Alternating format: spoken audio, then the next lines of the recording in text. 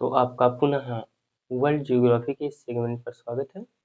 और हमने जो पिछली क्लास में चर्चा की थी, उस क्लास में हमने क्या देखा था? टेम्परेचर को देखा था और वहाँ पे हमने आर्द्रता ह्यूमिडिटी को देखा था। हमने उनके पहले भी क्लासों में देखा था और हमने वहाँ पर वनस्पतियाँ भी देखी थी कि कहाँ पर क्या बन सकते हैं। ये नहीं देखा था, हमने ये देख लिया था कि वनस्पतियाँ कैसे, कहाँ पर घने पेड़ होंगे, कहाँ पर घास क्षेत्र होगी, कहाँ पर सूखी और कहाँ पे मुलायम होगी, कहाँ पे मरुस्थल हो सकते हैं, कहाँ पर कैक्टस आ सकते हैं, वो सब चीज़ देखी थी। और उसके पहले हमने ये भी देख ली थी कि कहाँ पर अधिक बारिश होगी, कहाँ पर कम होगी और कहाँ पर नहीं होगी। तो अर्ध शुष्क शुष्क क्षेत्र और आर्द्र क्षेत्र भी देखे थे। तो आज हम उन्हीं दोनों को कंबाइन करने वाले हैं, यानी कि बायोस्फीयर और हाइड्रोस्फीयर दोनों को कंबाइन करने वाले हैं। तो चलते हैं और हम एक ग्राफ के साथ उसको डिफाइन करेंगे। तो सबसे पहले हम क्या कर ले, एक टेबल बना लेते हैं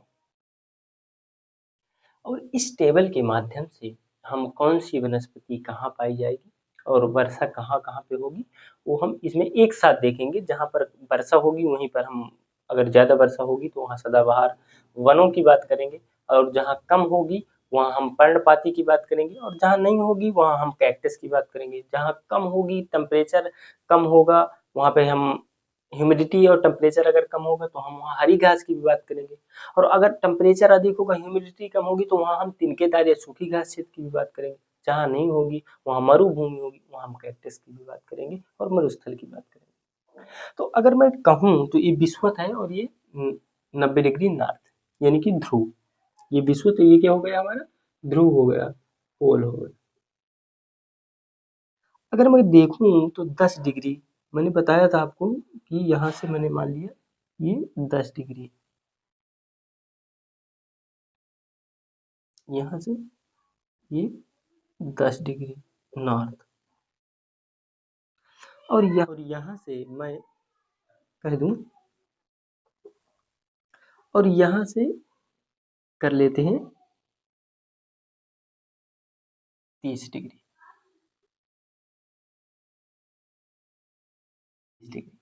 अगर इसके बाद मैं कहूँ तो यहाँ से और एक भाग काटते हैं,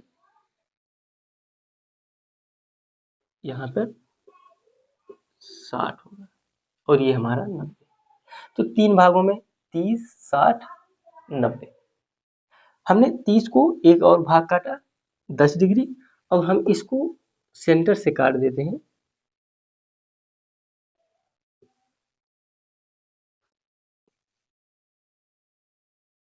तो क्या मैं इसे 45 डिग्री कह सकता हूँ?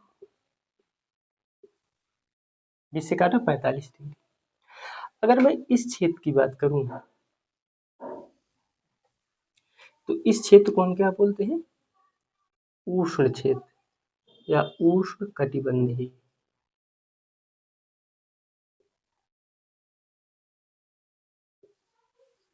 उष्ण कटिबंधीय, 0 से 30 को उष्ण कटिबंधीय बोलते हैं।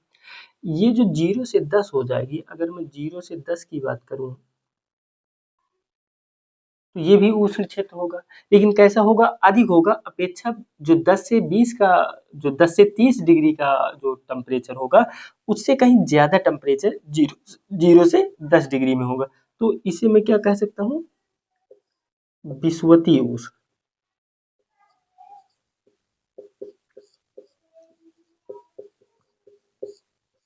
ये हमारा क्या हो गया? उष्ण कटिबंधीय, और ये हमारा विषुवतीय उष्ण हो गया। ये हमारा जो क्षेत्र आता है, ये कैसा क्षेत्र है हमारा? ये 30 से 60 तो शीतोष्ण है। मैंने इसको दो भागों में बांटा, एक 45 तक, 30 से 45, और फिर 45 से 60। अब ये बताइए, शीतोष्ण है तो ये उष्ण क्षेत्र है, तो इसके पास क्या होगी? गर्मी होगी। और ये ठंडा क्षेत्र है तो इसके पास क्या होगा? शीत होगा। तो मैं इसे कह सकता हूँ कि ये ठंडा होगा और ये क्या होगा? गर्म। मैंने दो भागों में बांटा, तो हमने 30 से 45 को कह दिया गर्म शीतोष्ण, और इसको कह दिया 45 से 60 को ठंडा शीतोष्ण। इसके बाद हमने 60 के बाद 90 को भी 3 भागों में बांटा, एक ये और एक 60 से 90 के बीच को भी हमने 3 भागों में बांटा और इस क्षेत्र को हमने क्या बोला? टाइगा। इसको क्या बोला? टुंड्रा। और इसमें हम कह सकते हैं बर्फ की चादर, यानी बर्फ चादर।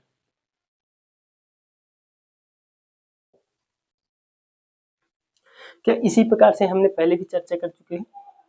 हमने क्या चर्चा किया? 0 से 10 विषुवतीय उष्ण, और ये जो 0 से 30 तक ये क्या है? उष्णकटिबंधीय। और ये हमारा 30 से 60 कैसा है? शीतोष्ण है। तो ये जो 10 से 30 का है, ये भी तो क्या हो जाएगा? ये उष्ण हो जाएगा, उष्ण कटिबंधीय।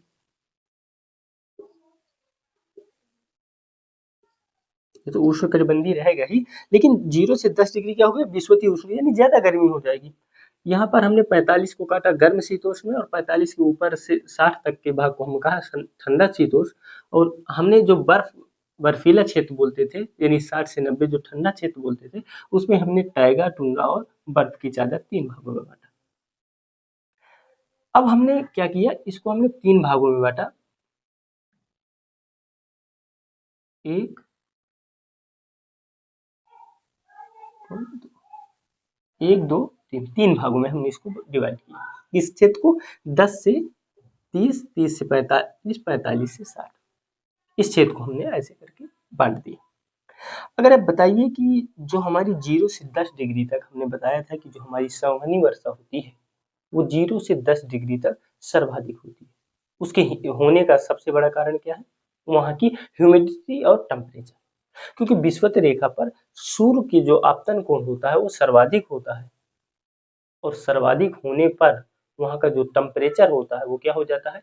सर्वाधिक हो जाता है। यानी आम बोल भाषा में कहते हैं, आपने बहुत से सुना होगा कि विषुवत रेखा पर सूर्य की किरणें सीधी पड़ती हैं, जबकि हमारा मानना क्या था कि आपतन कोण ज्यादा बनता है। सीधी पड़ती हैं तो आपतन कोण क्या बनता है?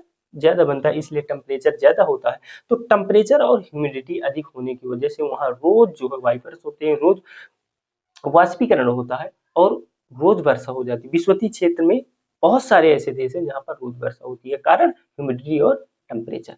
तो क्या यहाँ पर सर्वाधिक वर्षा होगी? तो यहाँ पर मैं 2 वर्षाओं की चर्चा करूंगा। तो मैं आपको पहले एक डॉट्स से डिनोट कर दे रहा हूँ।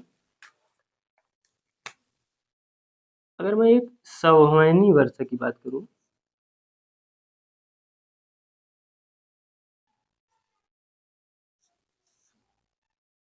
संवहनी वर्षा, और संवहनी वर्षा का जो आपका होगा वो डाट में होगा, ऐसे करके वर्षा होगी, डाट्स में दिखेगी आपको। लेकिन आपकी जो पर्वतीय वर्षा होगी,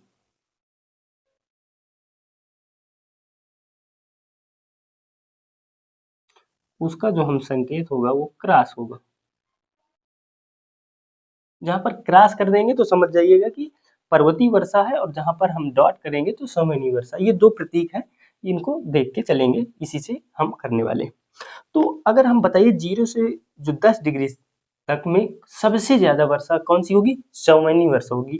तो यहाँ पर हम संवहनी वर्षा करवा दें।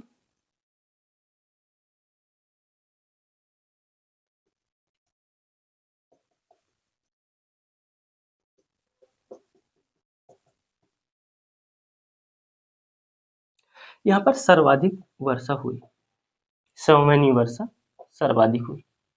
क्या इसके ऊपर नहीं होगी? होगी, लेकिन अब क्या होने लगेगी? मात्रा हमारी क्या होने लगेगी? कम होने लगेगी। यहाँ पर ज्यादा हो रही थी, जैसे जैसे ऊपर ध्रुवों की ओर जाएंगे, जैसे जैसे विश्व से ध्रुवों की ओर जाएंगे, तो हमारी जो संवहनी वर्षा होगी वो क्या हो जाएगी? कम होने लगेगी, क्योंकि यहाँ पर ना तो ज्यादा ह्यूमिडिटी मिलेगी और ना ही टेम्परेचर। इस वजह से यहाँ पर संवहनी वर्षा नहीं होती। संवहनी वर्षा होने के हमने जो 2 ही कारण बताए, अधिक टेम्परेचर और अधिक आर्द्रता। अगर इसके बाद हम देखते हैं कि अगर संवहनी वर्षा हो गई यहाँ पर, अब पर्वतीय वर्षा की बात करें, तो पर्वतीय वर्षा की हमने कंडीशन बताई थी कि जो हमारी पवनें हैं, विंड्स हैं, वो कैसे चलती हैं? उच्च वायुदाब से निम्न वायुदाब के लिए।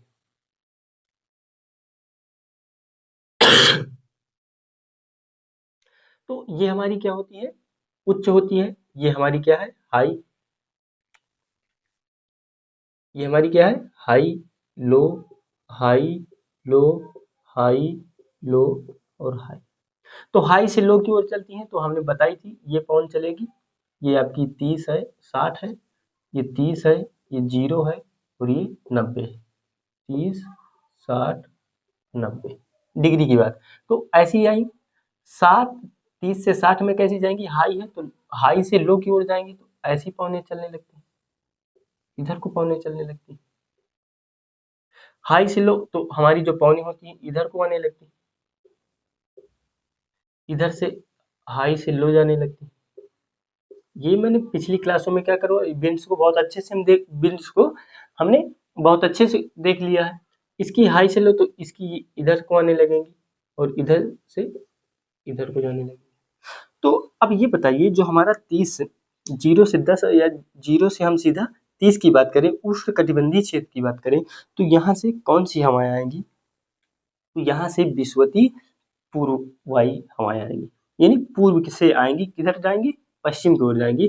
तो विषुवतीय पूर्ववायी हवाएं, या इन्हीं को हम ट्रेड विंड के नाम से, व्यापारिक पवनों के नाम से जानते हैं। तो ये जो हमारी हवाएं आएंगी तो क्या ऐसी आएंगी, 0 से 30 है,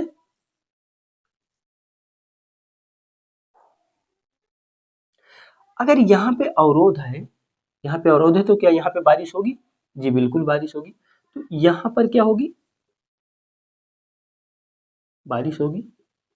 लेकिन जैसे जैसे आगे को बढ़ेगी क्या बारिश कम होना प्रारंभ कर देगी, जी जैसे जैसे जाएगी वो क्या हो जाएगी, कम होती जाएगी। यहाँ पर ज्यादा कराएगी फिर कम, फिर उससे ज्यादा धीरे धीरे धीरे एकदम कम करा देती। तो हमने क्या देखा, क्या यहाँ पे नहीं होगी, होगी बिल्कुल होगी।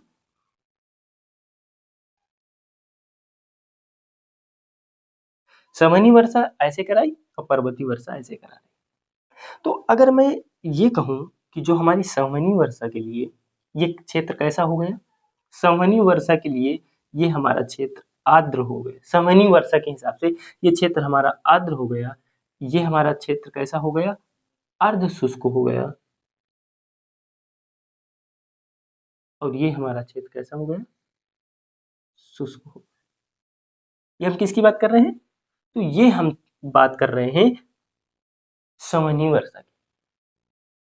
अगर मैं इसी को पर्वतीय वर्षा से जोड़ूं तो क्या पर्वतीय वर्षा के लिए ये क्षेत्र आर्द्र होगा, ये क्षेत्र आर्द्र होगा। अगर हम पर्वतीय वर्षा के परिप्रेक्ष्य में देखें तो पर्वतीय वर्षा यहाँ ज्यादा बारिश करा रही तो ये आर्द्र क्षेत्र हो जाएगा उसके, ये कैसा हो जाएगा, पर्वतीय वर्षा के लिए भी अर्ध शुष्क हो जाएगा और यहाँ पे इसके लिए ये क्या हो जाएगा, शुष्क क्षेत्र। पर्वतीय वर्षा आर्द्र, अर्ध शुष्क, शुष्क। सामान्य वर्षा आर्द्र, अर्ध शुष्क और शुष्क। अगर आप इस टेबल को समझ गए तो मैं दावे के साथ कहता हूं कि आप किसी भी क्षेत्र की वनस्पति को बता सकते हैं कि यहाँ पर कौन सी वनस्पति होगी, यहाँ का जलवायु कैसा होगा, ये आप बता देंगे। हम दावे के साथ कहते हैं तो आप इसको सही से आप समझ लीजिएगा। इसके बाद जब हम इस क्लास को खत्म करें, इसके बाद आप अपने आप को रियलाइज करिएगा कि जो पहले थे और अब कितना बेहतर है। शुष्क क्षेत्र हो गया पर्वतीय वर्षा से। अब हम अगर देखें यहीं पर तो अब हमें आर्द्र, अर्ध शुष्क और शुष्क, क्या यहाँ से वनस्पति को बता सकते हैं। अगर मैं कहूं कि जब संवहनी वर्षा होगी, ज्यादा वर्षा है, आर्द्र क्षेत्र है, तो यहाँ पर सबसे ज्यादा कौन से वन पाए जाएंगे, सदाबहार वन पाए जाएंगे। यानी कि यहाँ पर क्या बनने की संभावना है, 200 सेंटीमीटर से अधिक वर्षा हो रही है, टेम्परेचर अधिक है, तो कौन से पेड़ बनेंगे, घने वन बनेंगे। कैसे वन बनेंगे, घने वन बनेंगे। यहाँ पर घने वन क्षेत्र बनेंगे।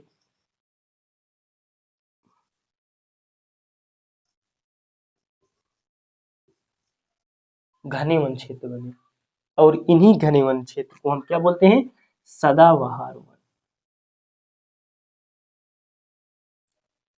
सदाबहार वन या विषुवतीय वर्षा वन। और हमने देखा कि अगर 100 सेंटीमीटर तक वर्षा होती है और टेम्परेचर अधिक है, तो क्या अभी ह्यूमिडिटी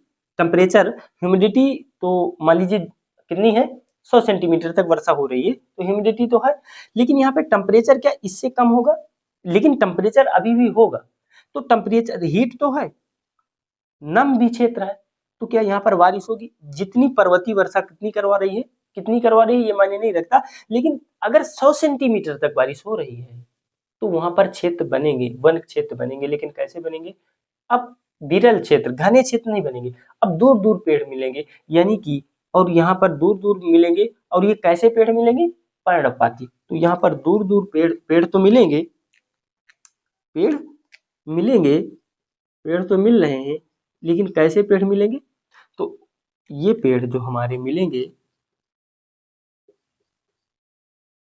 इन्हें हम पर्णपाती कहते हैं। क्या बनेंगे, पर्णपाती।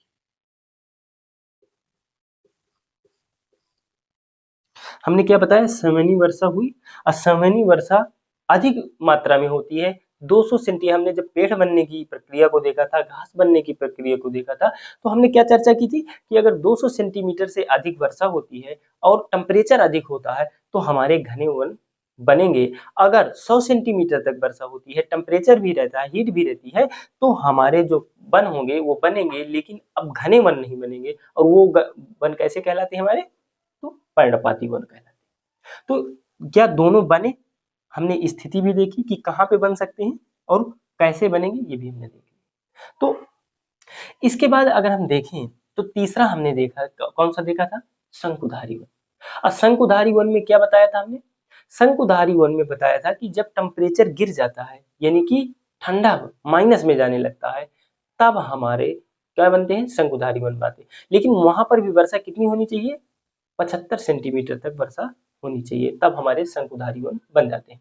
तो ये जो टैगा प्रदेश है, यहीं पर हमारे क्या पाए जाते हैं, शंकुधारी वन पाए।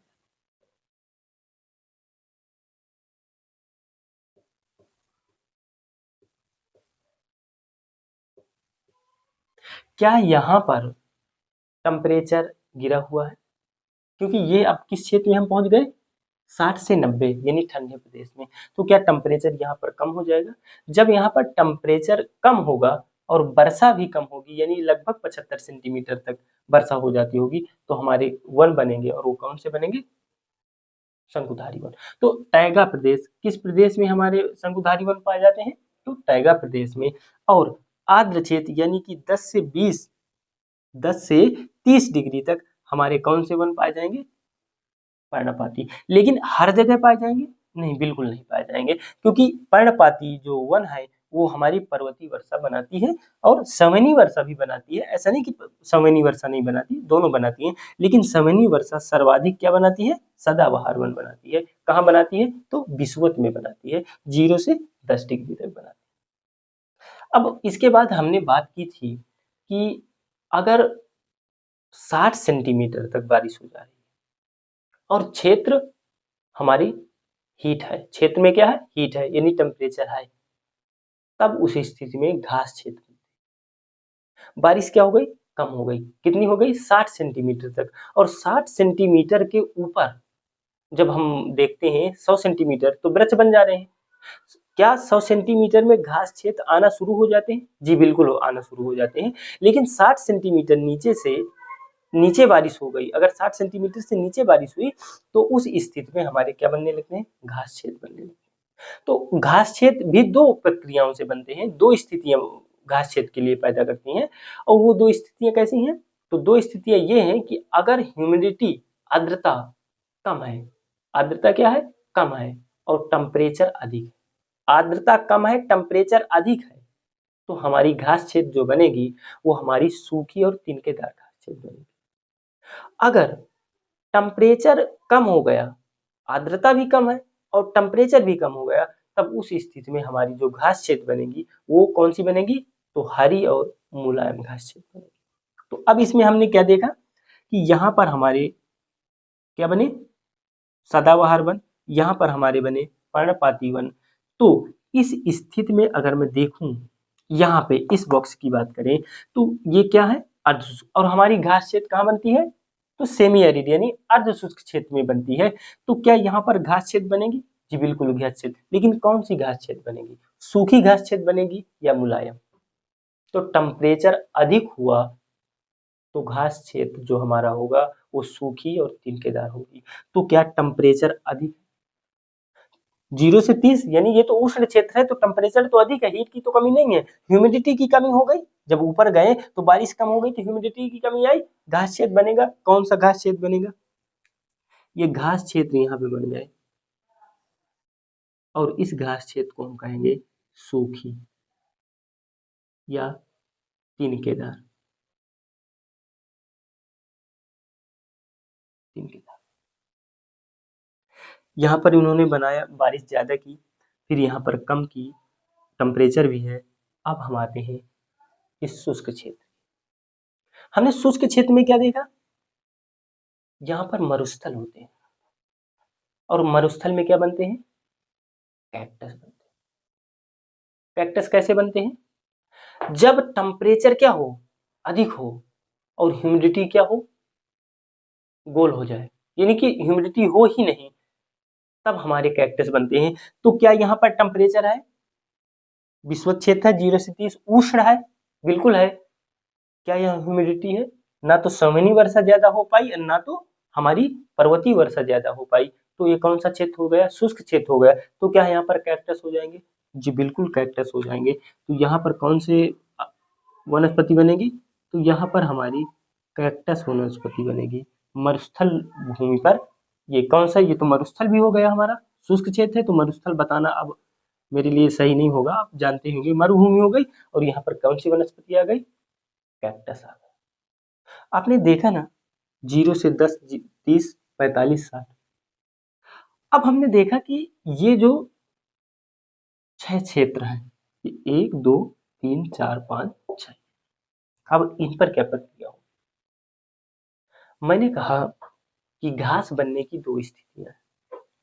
अब एक तिनकेदार घास कैसे बनेगी, जब टेम्परेचर अधिक, ह्यूमिडिटी कम, और जब ह्यूमिडिटी कम और टेम्परेचर भी कम तब हरी और मुलायम घास।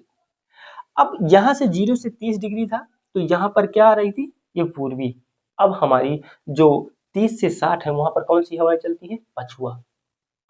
30 से 60 की हवाएं कैसी हो जाएंगी, 30 से 60 हवाएं कैसी हो गई, पछुआ, यानी पीछे पश्चिम दिशा से पूर्व की ओर जाने लगी।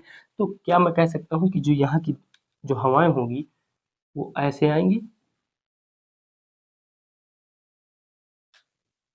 जब ऐसी आएंगी तो क्या यहाँ पर बारिश कराएंगी,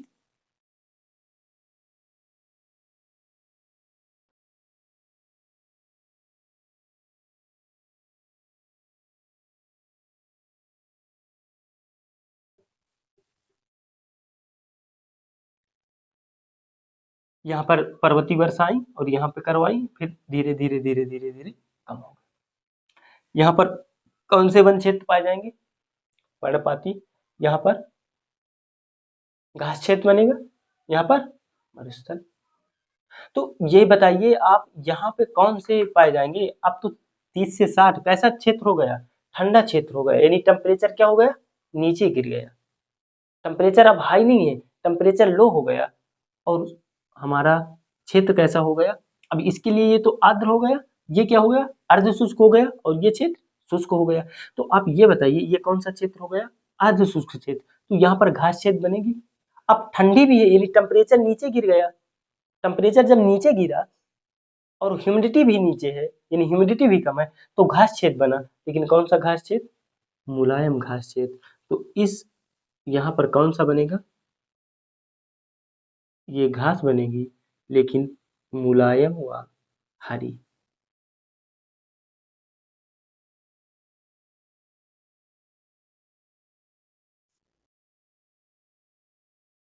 समझ में आया, वनस्पति और जो हमारी वर्षा का जो कॉम्बिनेशन है वो समझ में आया।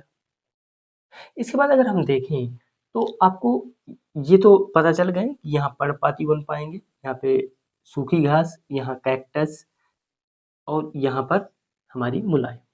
लेकिन आपने देखा कि एक चीज हमने ये नहीं देखी, इसका नहीं पता, इसका नहीं पता, इसका नहीं पता और इसका। तो यहाँ पे आप लिख सकते हैं ये कौन सी क्षेत्र हो जाएगा ये, तो ये भूमध्य सागरीय जलवायु क्या हो जाएगा, भूमध्य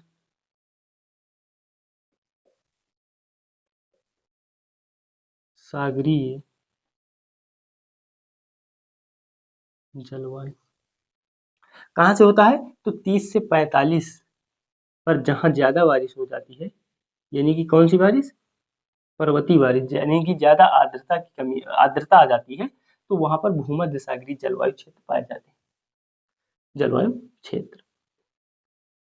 या यहाँ पर कौन सी वनस्पति पाई जाएगी, तो भूमध्य सागरीय जलवायु क्षेत्र है ये, तो यहाँ पर कौन सी वनस्पति, भूमध्य सागरीय जलवायु वनस्पति पाई जाएगी, वनस्पति पाई। लेकिन ये जो हमारे क्षेत्र हैं 1, 2, 3 और ये 4, इनको जब हम जर्नल जियोग्राफी करेंगे तब हम इनको बताएंगे कि ये कौन से क्षेत्र है। तो इतना आप समझ लीजिए, इतना अभी के लिए काफी है, लेकिन जब हम जर्नल जियोग्राफी करेंगे तो हम इनके बारे में भी विस्तार से चर्चा करेंगे। अगर मैं इसको हटा दूं और मैं किसी कॉन्टिनेंट पर, किसी महाद्वीप पर ये चीजें लागू करूं तो कैसे होंगी, तो आइए देखते हैं।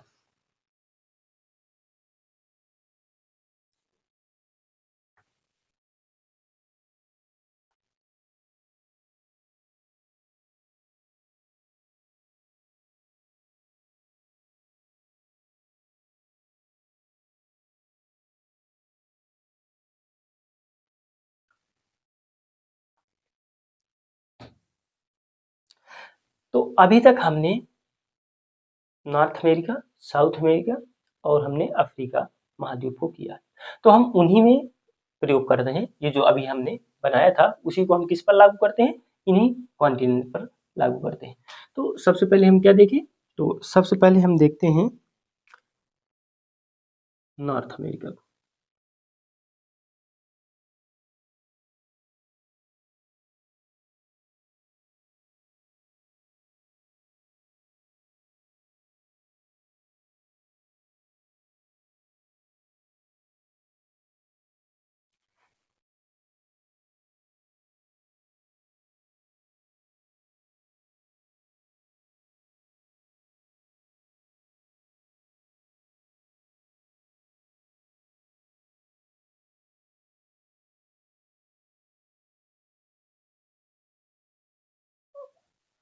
नॉर्थ और साउथ, यहाँ से विषुवत रेखा जाती है। तो और लगभग यहाँ से 30 और ये हमारा 60, यहाँ से 30, यहाँ से और बाकी ये 60 में, 0 डिग्री, 30 और 60, यहाँ पे 30 और यहाँ से 60।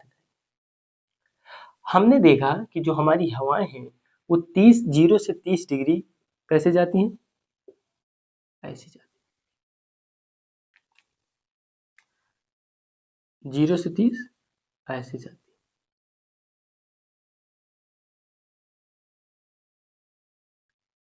और जो 30 से 60 है वो हमारी ऐसे जाती है,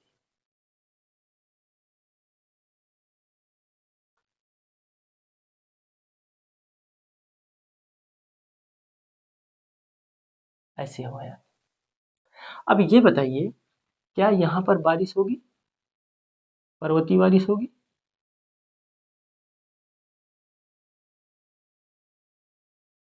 यहाँ पे कम होने लगेगी और यहाँ आते आते कम और कम हो जाए। अगर हम इसकी बात करें तो इस पर दो वर्षाएं ज्यादातर होंगी। एक तो हमारी संवहनीय वर्षा होगी, 0 है तो यहाँ तक संवहनीय वर्षा होगी और इधर भी संवहनीय वर्षा होगी। तो 10 डिग्री तक तो ये काफी ज्यादा में बारिश होगी, फिर इसके बाद क्या हो जाएंगी, धीरे धीरे धीरे धीरे धीरे क्या होने लगेगी, कम होने लगेगी। ऐसे इधर ही करेगी,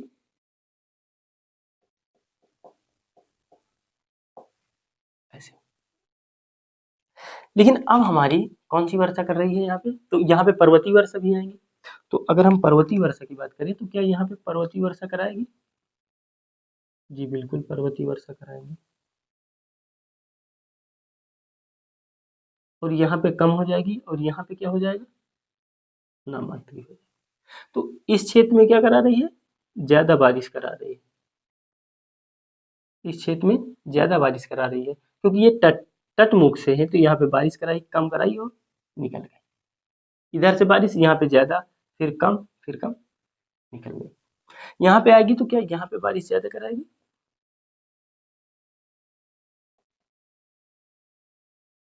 और यहाँ पे कम।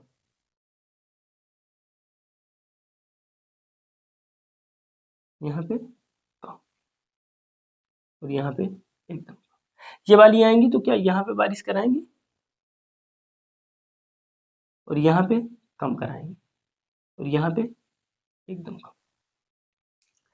आपने क्या देखा कि जो 30 है हवाएं कैसी चलती हैं? पछुआ हवाएं चली।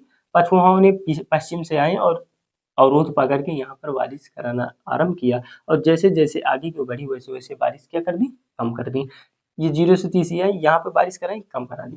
तो मैं कह रहा हूँ कि अगर ये क्षेत्र बारिश करा रही है, कौन सी? पर्वतीय वर्षा। अगर संवहनी वर्षा की बात करूं तो ये उसके लिए आर्द्र हुआ।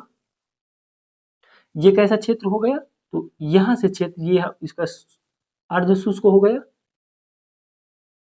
अर्ध शुष्क। और ये वाला उसका क्षेत्र कैसे हो जाएगा? शुष्क हो जाएगा। कैसा क्षेत्र हो जाएगा? शुष्क हो जाएगा। लेकिन मैं कह रहा हूं कि अगर पर्वतीय वर्षा की बात करें तो पर्वतीय वर्षा के लिए ये क्षेत्र कैसा हो जाएगा? आर्द्र हो जाएगा। ये क्षेत्र कैसा हो जाएगा? अर्ध शुष्क हो जाएगा। और ये क्षेत्र कैसा हो जाएगा? तो ये आपका शुष्क हो जाएगा। सेम कंडीशन यहाँ पे भी आर्द्र, अर्ध शुष्क, शुष्क, आर्द्र, अर्ध शुष्क और शुष्क। अब ये बताइए कि यहाँ पर अगर ज्यादा बारिश हो रही है, संवहनी वर्षा, आर्द्र भूमि है, तो टेम्परेचर भी अधिक है, तो क्या यहाँ पर पेड़ ज्यादा पाए जाएंगे? पेड़ ज्यादा पाए जाएंगे। आपने यहाँ पर देखा, यहाँ पर आपने सेलवास का मैदान देखा, विश्वत के पास है। तो विश्वत संवहनी वर्षा ने भी करवाया। और यहाँ पर इसका और अधिक वन क्षेत्र है। अधिक वन क्षेत्र होने के कारण इसे क्या कहा गया? यहाँ पर अमेजन नदी तंत्र।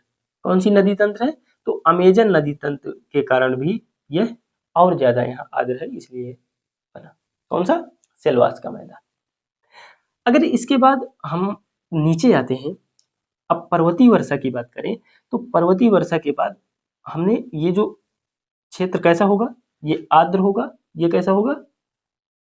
अर्ध शुष्क होगा। तो अर्ध शुष्क होगा,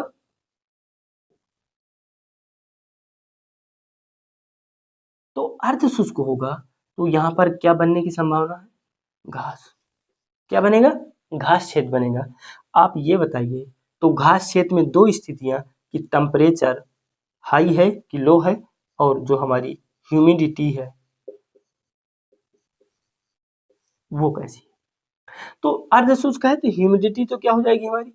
कम हो जाएगी, सिवर सी बात है। लेकिन अब टेम्परेचर की बात है कि टेम्परेचर हमारा हाई है या लो। तो अगर हम टेम्परेचर की बात करें तो ये हमारी 30 डिग्री है, 30 डिग्री के नीचे की बात हो रही है, तो 30 डिग्री के नीचे टेम्परेचर क्या हो जाएगा? लो हो जाएगा। तो टेम्परेचर क्या हो गया? लो हो गया।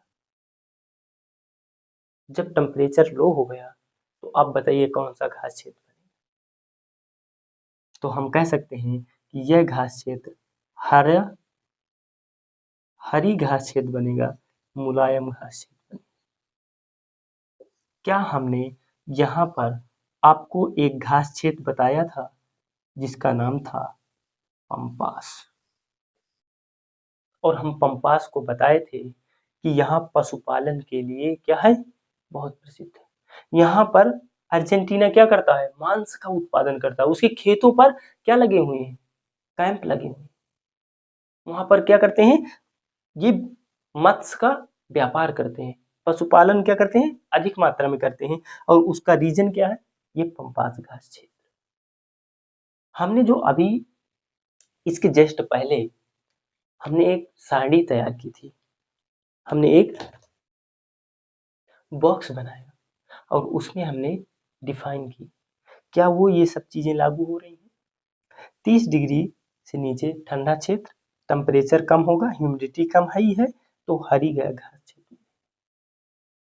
अगर मैं इसी में अगर यहीं पर हम कहें कि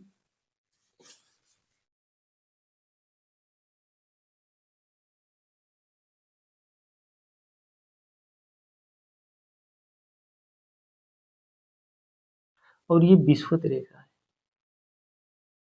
तो यहाँ पर बारिश तो कम होगी, यहाँ पे क्या होगी, बारिश ज्यादा होगी, सामान्य वर्षा कराएगी, लेकिन जैसे जैसे जाएगी वैसे वैसे क्या होने लगेगी, कम होने लगेगी, कम होने लगी।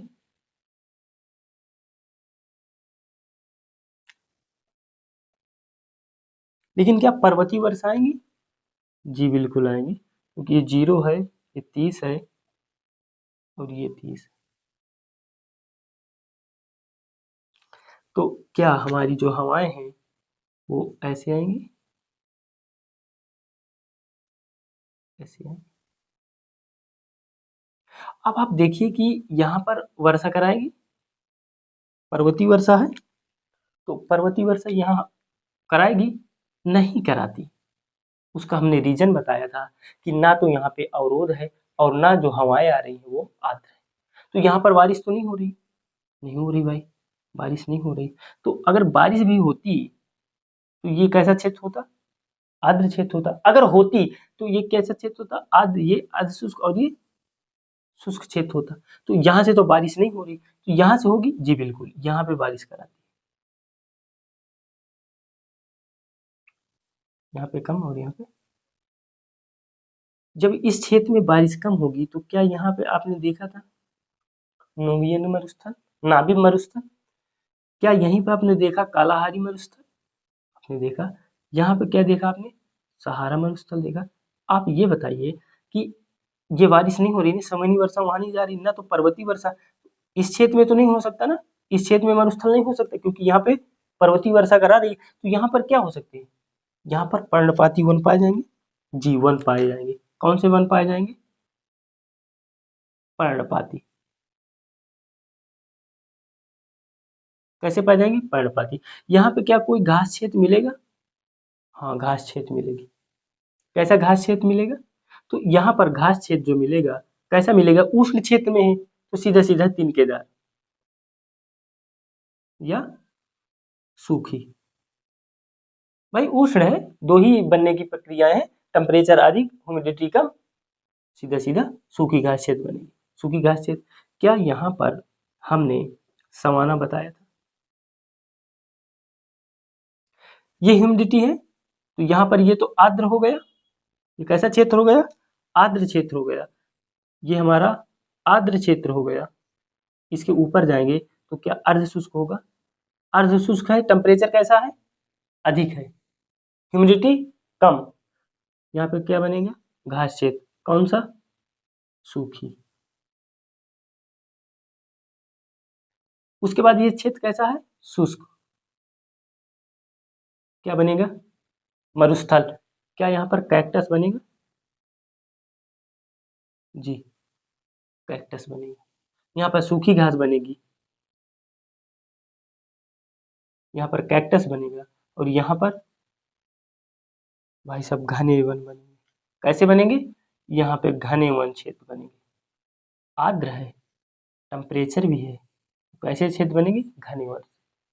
हमने यहाँ पे भी बनाया कैसे, पर्णपाती, हमने यहाँ पे भी बनाया घास क्षेत्र, यहाँ पे क्या बनेगा, कैक्टस। क्या बनेगा, कैक्टस बनेगा।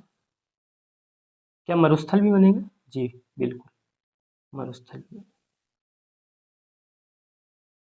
अब आपको समझा ना, वो जो मैंने वो चीजें बताई, क्या लागू होती हैं इस पर, बिल्कुल लागू होती हैं।